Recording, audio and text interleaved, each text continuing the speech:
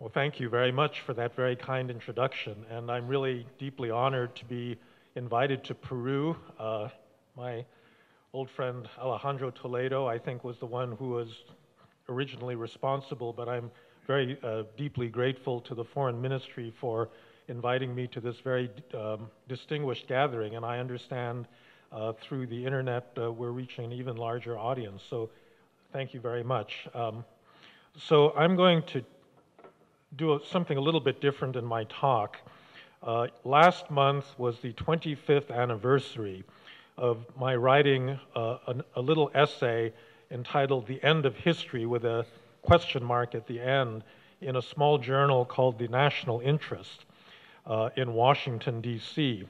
And I've been asked to reflect on the 25 years and what's changed in the international system since then. So I thought I would begin with that as a starting point, and then as I proceed, get into a little bit more detailed analysis of what's going on, in my view, in different parts of the world.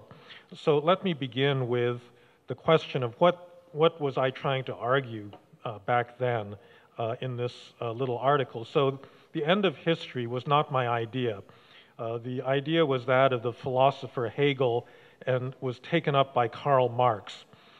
History in this sense is history with a capital H, meaning the large evolution of societies as they go from primitive hunter-gatherer groups to agricultural societies, to industrial societies, and finally to post-industrial societies. So it's the modernization process.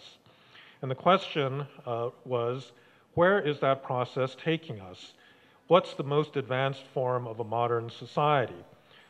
For approximately 150 years, most progressive intellectuals around the world had an answer to that. They said the end of history will be some form of communism or socialism. This was the argument of Karl Marx.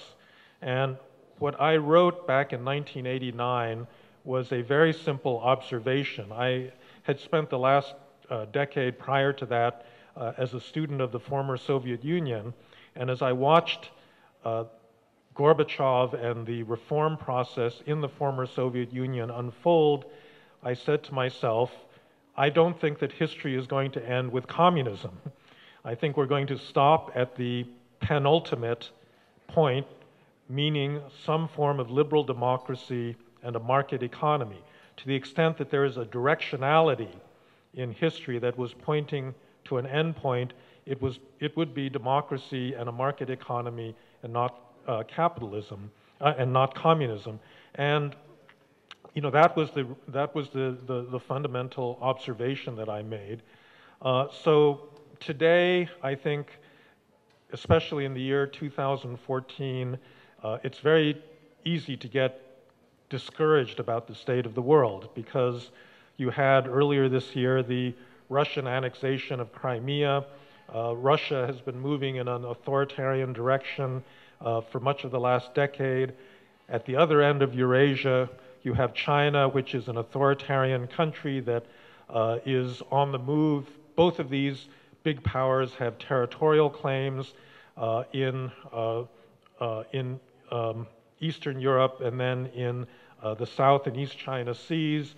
Obviously, you've got a tremendous and growing degree of instability in the Middle East, driven by radical Islamist forces that are not democratic. So I think it's easy to get discouraged about the way that the world is going.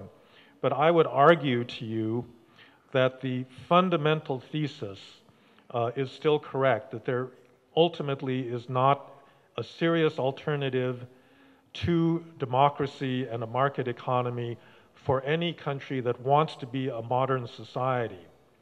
And that's still the fundamental truth of our period. Nonetheless, this is a long-term view, and we have a lot of short-term challenges. We have to live and survive in the short run before we can get to the long run. So let me work through this argument.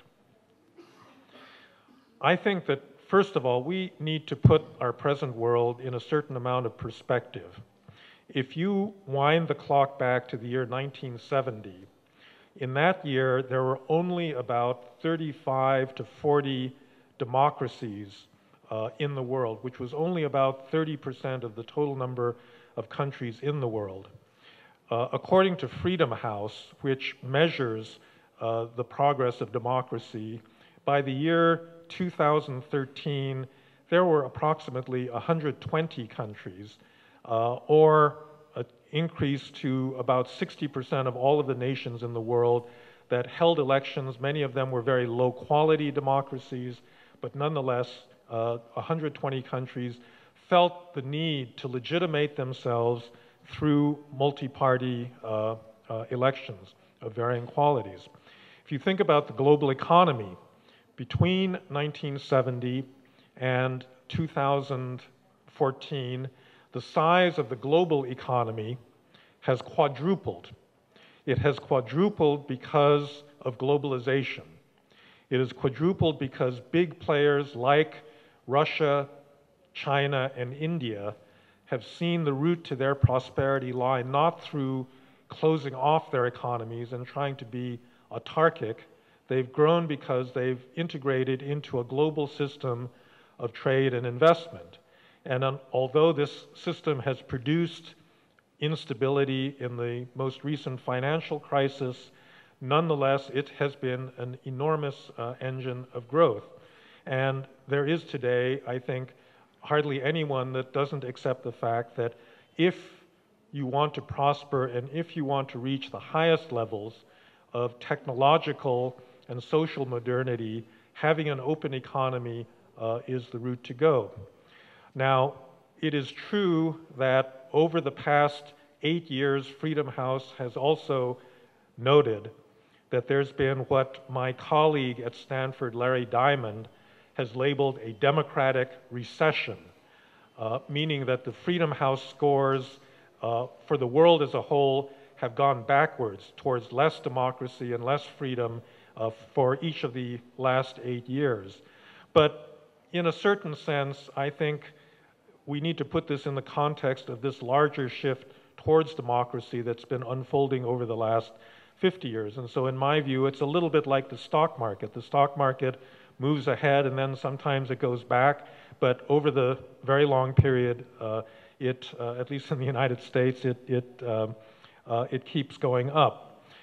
So the question I think that we need to ask is there really out there an alternative to democracy and a market economy that promises a better form of society? Because that's what communism promised. Communism promised that there would be a more just, a more prosperous, a more advanced form of civilization under its rules than in so-called bourgeois society.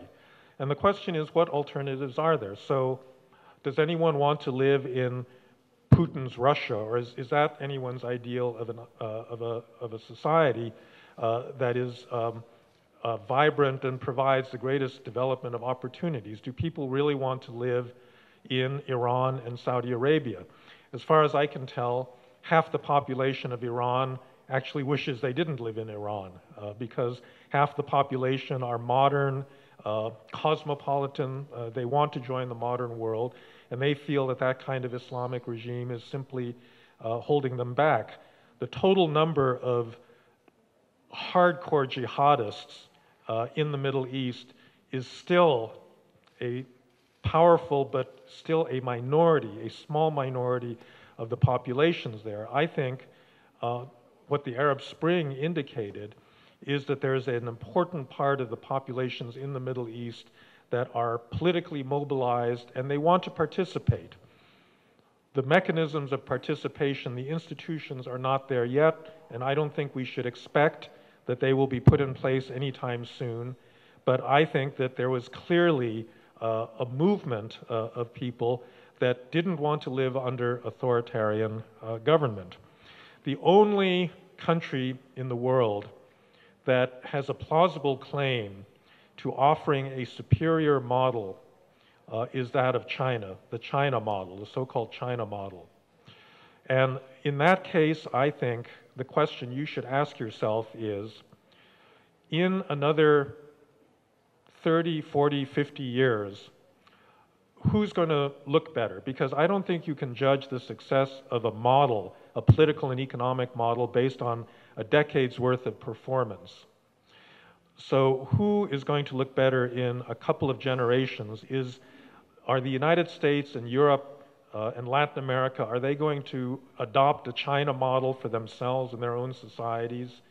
Or is China going to, in some sense, democratize and begin to respect the rule of law? And I think between those two choices, in my mind, there's no question that the latter is much, much more likely. The China model, both economic and political, I do not believe is sustainable. China today has become, in a miraculous way, a middle-income country. This is miraculous for a country of 1.3 billion people. No large country has succeeded in that manner. And so I will concede that this is an extraordinarily impressive achievement. But the economic model has run its course. In order to get from middle income to high income status, the Chinese have to do some very, very different things from what they've been doing in the past.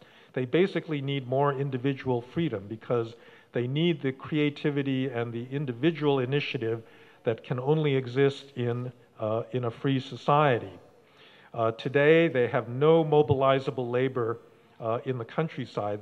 The average level of education of the 500 million people who are still peasants in China is approximately 4th grade.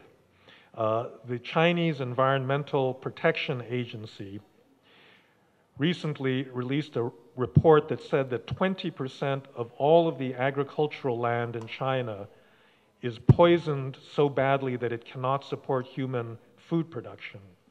And we're all familiar of the stories of cancer villages, of bad air quality in China. Now, I have no doubt that China will address these problems seriously and that they will mitigate them, but there is no way that this growth machine is not going to slow down in the coming years. And when the economic machine begins to slow down, then the political system begins to have problems, because the legitimacy of that system is still based on Marxism-Leninism, which nobody believes in anymore in China as a set of ideas, and therefore the real legitimacy of the system is based on continuing growth and the ability of the government to provide jobs, and this will simply not happen. China today has a middle class of perhaps 400 million people. These are the people that use Sino Weibo, which is the Chinese equivalent of Twitter, who, if you remember a couple of years ago, there was a big accident in their high-speed rail system, and the first instinct of the railway ministry was to bury the cars that were involved in the accident so nobody could assign any blame. And it was these citizens who then took pictures and circulated them and criticized the government to the point that the government had to step back and unbury the cars and launch an investigation into responsibility for that accident. And so I think in China, the middle class is behaving like middle classes everywhere. They are distrustful of the government and they want better performance, and they're very demanding. And this is ultimately the source of democracy. Democracy comes from citizens demanding that their governments be responsive in more formal ways than have existed in China. So I think that the China model is limited. All right, so let's turn to democracy, the democratic world, because here I don't want to leave you with the impression that everything is fine and that all of our democratic countries are doing well. And in fact, I think that one of the biggest dangers in a modern democracy is complacency. And I actually think the performance of many democracies is not good. And that applies to this region, Latin America, as much as any other part of the world. If there is a single reason why I think democracy is not doing well around the world today, it is the following. It is because in many democracies there is a failure of governance, meaning that democratically elected governments do not provide the substance of what people want from a government. What people want is personal security. They want education. They want health care. They want infrastructure and the conditions under which individual initiative can take place, a market economy can flourish, people can live their lives according to the opportunities that they create. But the government has to provide those things, and many governments around the world have failed at doing that, and because they've made a failure of governing, democracy itself becomes delegitimated. And there are many contemporary examples of this. Look at Ukraine. So Ukraine had an orange revolution in December 2004. Mr. Yanukovych, who had stolen an election, was forced to stand for election again. He was voted out of office, and then a new democratically elected orange coalition took power. That orange coalition could not govern. They spent all of their time fighting with each other. They did not seriously deal with the pervasive corruption that infects the government of Ukraine. And as a result, Mr. Yanukovych was reelected in 2010. If the Orange Coalition had understood better how to actually govern Ukraine and deliver basic services without corruption, they would still be in power. And you wouldn't have had the crisis now involving Russia that we've seen unfold in the last few months. Take another country, India, which is oftentimes compared to China. India has got big problems. The growth rate there has slowed down even more dramatically than it has in Latin America. And from going from the position of being one of the fastest growing countries in the world, India is now looking at much poorer performance. A lot of this is due to the failures of democracy in India. It is virtually impossible to get anything done in India. It is hard to build airports, dams, bridges, basic infrastructure. The Indians are far behind the Chinese in their ability to provide basic clean water and electricity to their own population. And part of the reason for that is, in a certain sense, the cumbersomeness of both the legal and the political systems in India. The Indian Supreme Court, so India has a very deep rule of law tradition. The Indian Supreme Court has a backlog of 60,000 cases that it has yet to decide. Many Indians, when they go to the courts, die before their court comes before a judge. And so the system is extremely slow and inefficient. And this is why, unlike the Chinese, they cannot produce an infrastructure project. And this is why I think Mr. Modi was elected in the most recent election with a fairly impressive majority in the Indian parliament, because he showed himself to be a strong leader in Gujarat, and I think many Indians are hoping that he can do the same thing, that he can break through all of the constraints on decision-making that exist in the Indian system. We get to Latin America. This was a topic of my lecture this morning at ASON.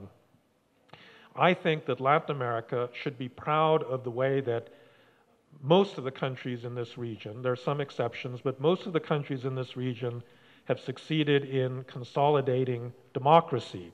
That was the big struggle in the 70s, 80s, 90s, was to get out of military government, to respect human rights, to establish democratic institutions.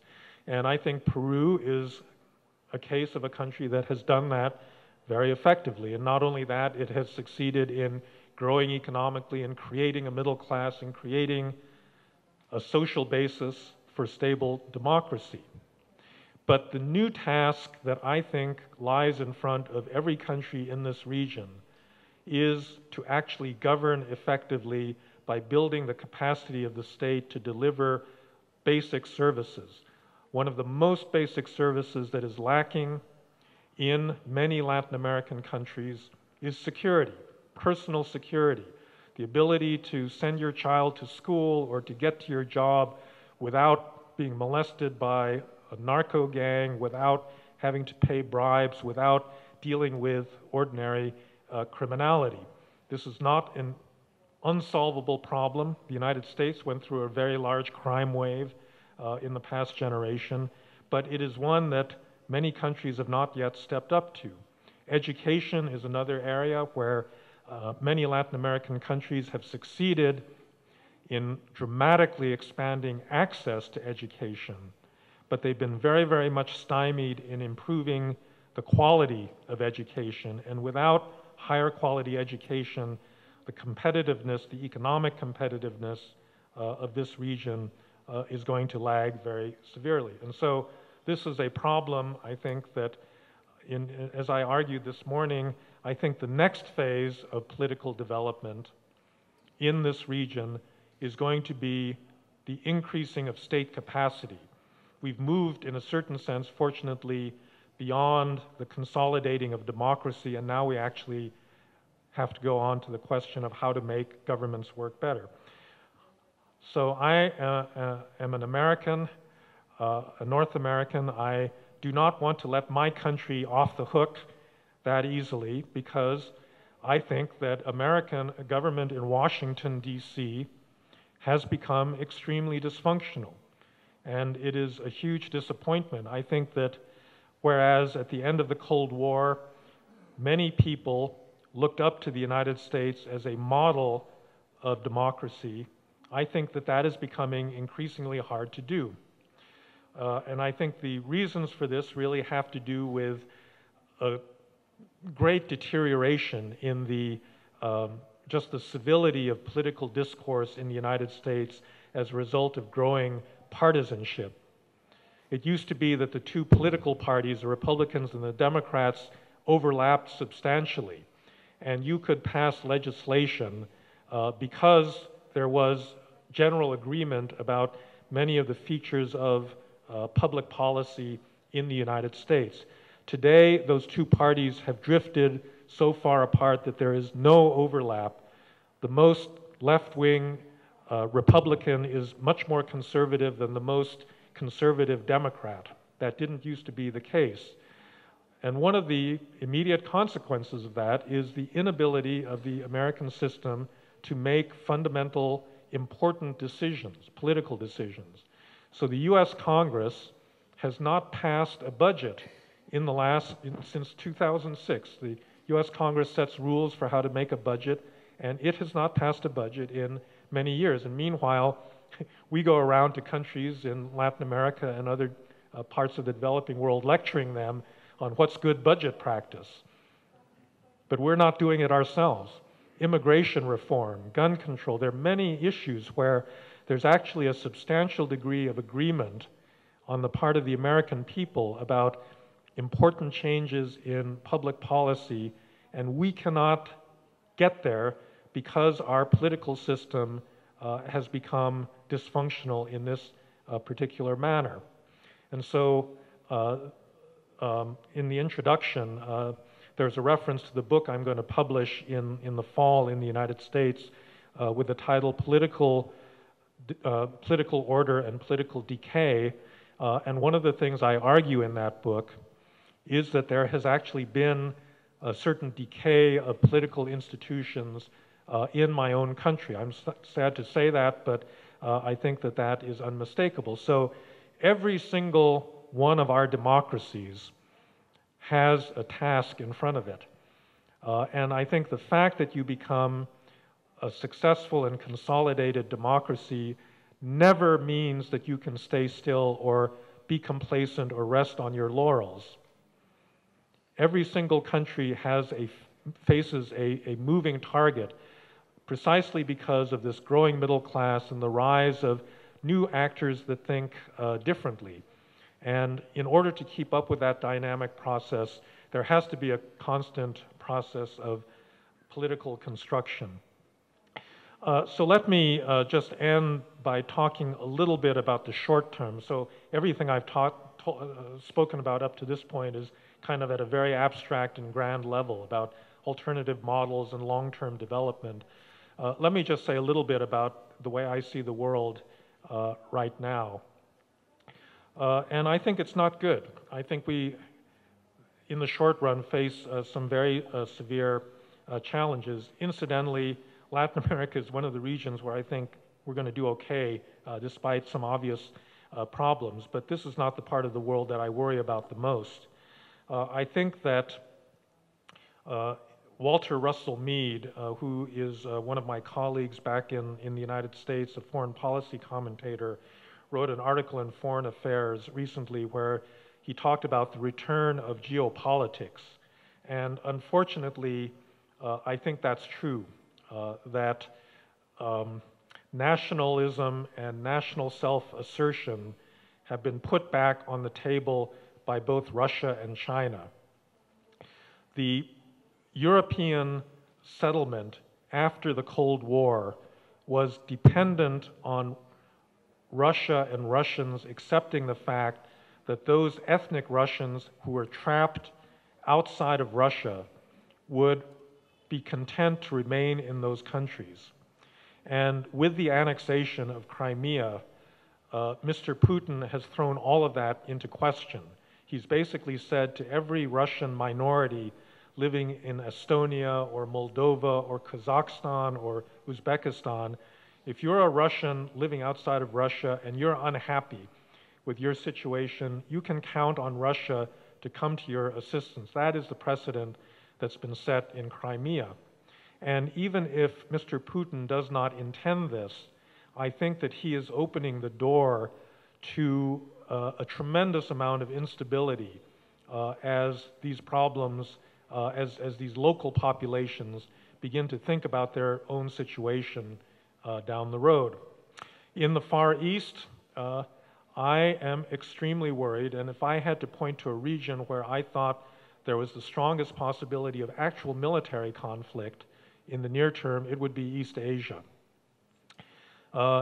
If you travel through China, Japan, Korea, there has been a huge increase in nationalism. Unlike Europe, the countries of East Asia didn't learn a lesson about the evils of nationalism as a result of having fought the Second World War. And I must say that the level of nationalism in all of those countries is today higher. It's higher among young people than it was among their parents' generation. And I think a lot of it is simply driven by the fact that China is on its way to being possibly the world's leading economic power. It's a huge country. It feels that it has been humiliated for the 100 years of humiliation. It's gotten back to being established as a world power under the Communist Party, but that other people, other countries like Japan and the United States don't recognize its status in the world. And that's what I think these territorial issues in Southeast Asia and and with Japan are all about. And so this is a set of problems that I don't expect to be easily resolved. I think in a certain way, it's like dealing with Germany's rise prior to the First World War. This is the 100th anniversary of the outbreak of World War I, and there's a lot of speculation about the similarities, and I think that we're not quite there yet. I don't think that situation is as dangerous, but there are real dangers, I think, in that part of the world. The final thing is about the Middle East. So as an American, I have for the last decade believed that the United States overreacted to the threat of terrorism after September 11th, and that we got into at least one completely unnecessary war that has now cost nearly $1 trillion in direct costs, and then lots and lots of lives and permanently disabled people, both in America and in the Middle East as a result. And I think that in a certain sense, we're still in danger of making that misestimation, because I think what's actually happening now in Iraq and in Syria is the spread of a civil war between Sunnis and Shiites. It's not a fight between democracy and tyranny, or democracy and terrorism. It's a sectarian war that's now taking place within the borders of Islam, in which these different groups are acting as proxies for the big powers, meaning Iran and Saudi Arabia. And I think this is going to go on for some time, and it's going to be quite devastating to the populations of the people that live there, and it will have spillover effects in terms of radicalizing young people that may go back to the United States and Europe and other places. But in the scale of things, I do not think that this is as serious a challenge as the ones that are posed by either Russia or China, because in the end, you become a terrorist because you're weak.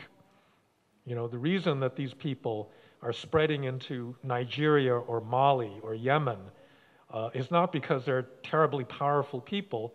It's because the governments there are so weak that they can't prevent them from operating.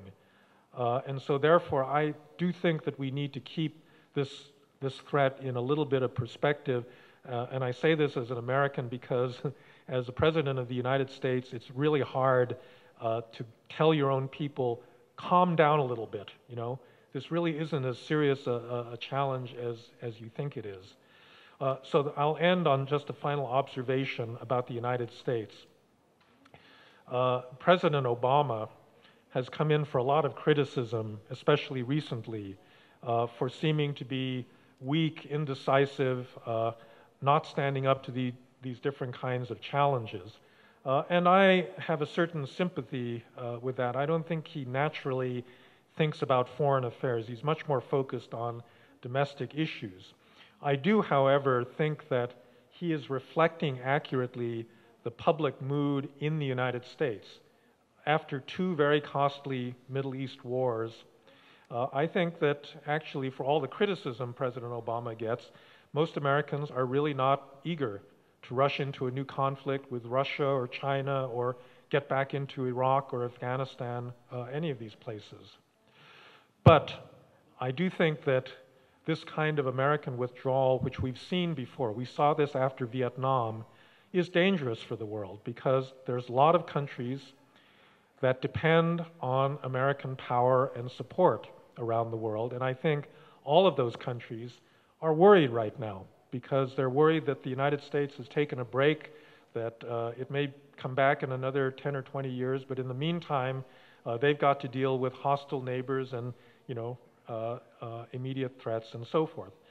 But I guess my final observation would be that America proceeds by leadership in foreign policy.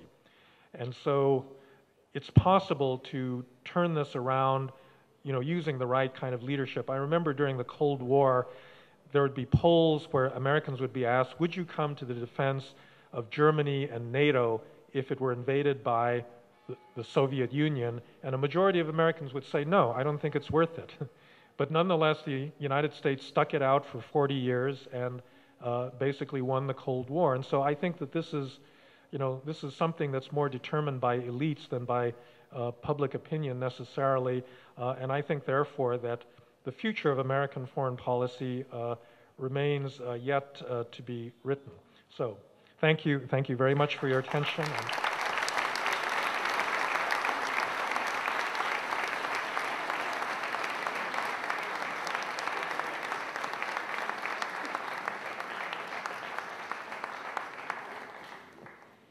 A continuación, palabras del señor viceministro encargado de Relaciones Exteriores, Embajador Claudio de la Puente. Muy buenas noches. Saludo de la manera más cordial, respetuosa, en la presencia del expresidente de la República, Embajador Toledo, señora, y del expresidente de la República, del Estado Plurinacional de Bolivia, el doctor Carlos Mesa. Doctor Francis Fukuyama, los saludo de la manera más cordial, de la misma manera. Señor ex canciller, señor secretario general, señor presidente de la Comisión de Relaciones Exteriores del Congreso, señores congresistas, señores miembros de la comunidad académica, señores miembros de la prensa, excelentísimos señores embajadores acreditados ante el Gobierno del Perú, colegas diplomáticos, alumnos de la Academia Diplomática, exministros de Estado, señoras y señores. Deseo agradecer en nombre del señor Canciller de la República, al embajador Gonzalo Gutiérrez, al doctor Francis Fukuyama, por su magistral presentación y por la gentileza de venir a esta casa, a Torre Tagle, sede de la diplomacia peruana, para compartir con nosotros sus ideas y planteamientos sobre temas de la mayor relevancia para nuestra región y ciertamente para el Perú. Agradezco igualmente a la Asociación de Funcionarios del Servicio Diplomático del Perú, a su presidente, y a ESAM por hacer posible para todos nosotros el privilegio de contar con una figura intelectual del prestigio y del perfil del doctor Fukuyama en Lima y en esta casa. El profesor Fukuyama ha hecho gala de su lucidez y profundidad para analizar las complejidades de la realidad internacional y nos deja un mensaje ciertamente alentador en sus apuntes que ha hecho sobre nuestra región, América Latina y sobre sus perspectivas. Como ha mencionado ya el señor presidente de la Asociación de Funcionarios del Servicio Diplomático, hace más de 20 años el profesor Fukuyama provocó una verdadera revolución en el mundo académico, con su reconocida tesis sobre el fin de la historia, que ha sido ya mencionada, con la consolidación global de la democracia liberal y la libertad económica. Su planteamiento fue objeto de extensos análisis y debates académicos y políticos en diferentes partes del mundo, incluyendo ciertamente al Perú. En el tiempo transcurrido desde entonces, el profesor Fukuyama ha continuado su prolífica obra, desarrollando planteamientos y concentrándolos en nuevas preocupaciones globales como los retos de la gobernabilidad y el fortalecimiento del rol del Estado en el crecimiento y desarrollo de los países.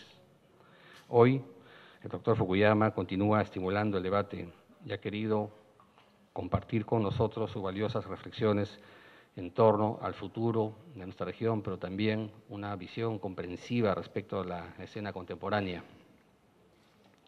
La evolución de los hechos en América Latina ha dejado en evidencia la actualidad del pensamiento del doctor Fukuyama respecto a la extensión de la institucionalidad democrática y los principios de la libertad económica como fundamentos para avanzar y consolidar el desarrollo.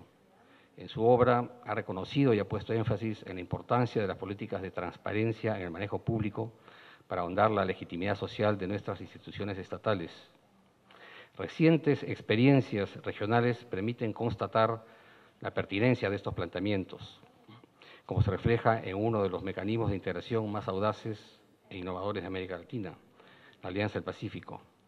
Este modelo moderno y joven aún, pues no han pasado más de 3 años desde su creación, fue gestado en el Perú y ha despertado un interés inusitado dentro y fuera de la región, siendo ya 32 los países observadores, entre ellos las principales economías del mundo. No obstante, las limitaciones y capacidades en muchos estados de América Latina, nuestros países han encarado la crisis financiera internacional en mejores condiciones que otras regiones del mundo. Así lo recordaba también el doctor Fukuyama. Y en el Perú incluso ha logrado mantener tasas de crecimiento encima del promedio regional. América Latina ha demostrado que ya no puede ser considerada una región marginal en el escenario global. Y en el caso específico del Perú, podemos empezar a pensar en nuestro país, y así debemos hacerlo, como una potencia regional emergente de mediana dimensión, tal como hace pocos días en esta misma casa nos señalaba el canciller Gonzalo Gutiérrez. El buen desempeño de esta economía ha reflejado en sus principales indicadores y el manejo prudente de las finanzas ha sido materia de reconocimiento internacional. Ayer, para citar solo un ejemplo muy reciente, la agencia calificadora de riesgo Moody's asignó al Perú la categoría A3 similar a la que ostenta México, subiendo 2 escalas respecto a la posición anterior. Ello representa un reconocimiento a la performance de nuestra economía, pero también es una clara señal de confianza en el futuro del Perú. Señoras y señores, desde principios de siglo hemos sido testigos del renovado debate político y académico sobre el papel del Estado en el desarrollo de las naciones. El doctor Fukuyama ha expuesto con brillantez su visión sobre este tema en particular, recalcando la relevancia de las instituciones estatales y la necesidad de reflexionar con mayor detenimiento en torno al fortalecimiento institucional, condición necesaria para promover el desarrollo. El doctor Fukuyama subraya la necesidad estratégica de fortalecer las instituciones del Estado y hacerlo más eficiente. El gobierno peruano coincide ciertamente con esa perspectiva y considera que, además de ello, al Estado le corresponde desempeñar un papel más activo en políticas públicas de desarrollo social. Es bajo esa óptica que el Gobierno ha puesto énfasis en la implementación de políticas de inclusión y de mejoras en la salud, educación, dirigidas a combatir tanto la pobreza como la desigualdad, elementos que precisamente el doctor Fukuyama resaltaba o señalaba como las demandas crecientes de las poblaciones frente a los estados democráticos y a sus gobiernos, ¿no? Este enfoque estatal del gobierno ha permitido que en el transcurso de los últimos años 1 millón de peruanos hayan dejado de ser pobres. Antes de finalizar estas breves palabras de agradecimiento, quisiera reconocer nuevamente la presencia de 2 señores expresidentes que contribuyeron decididamente al fortalecimiento de la institucionalidad democrática en nuestra región e impulsaron activamente el desarrollo de sus países y la estabilidad y la integración en América Latina. Le agradecemos sinceramente, profesor Fukuyama, por haber compartido con nosotros sus reflexiones y esperamos ciertamente que en un futuro cercano tengamos nuevamente el privilegio de tenerlo aquí presente. Les agradezco mucho por su atención. Muchas gracias.